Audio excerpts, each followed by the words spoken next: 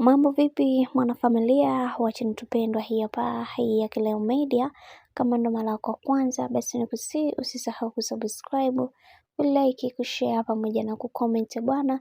Tumeweza kuona mama mzazi wa Diamond Platnumz alivyoweza kutolewa posa na mwanaume wa UK. Tumeweza kuona namna ambavyo alivyoweza kufurahi na wengi wao waliweza kumpongeza na kumwambia kwamba akatulie kwa mume wake na pia asiwafanye wanaume wengine waendelee kumchukia zaidi, kwa sababu kuna mambo mengi ambayo amekuwa akiyatenda. Watu wengi wamekuwa wakiongea vibaya juu yake na wengi wao wakamsihi sana aweze kutoa heshima kwa kila mtu ambaye anayemzungumka. Tumeweza kuona baadhi ya watu wengi waliweza kuzungumza vingi juu ya hiki ambacho kinachoendelea, lakini pia tumeweza kuona namna ambavyo watu walivyoweza kunena mengi wakisema kwamba kiukweli Mama Dangote kuweza kuchumbiwa UK ni jambo la kawaida sana, kwa sababu kuna mambo mengi ambayo amekuwa akiyafanya na watu wengi walitamani sana kuweza kuona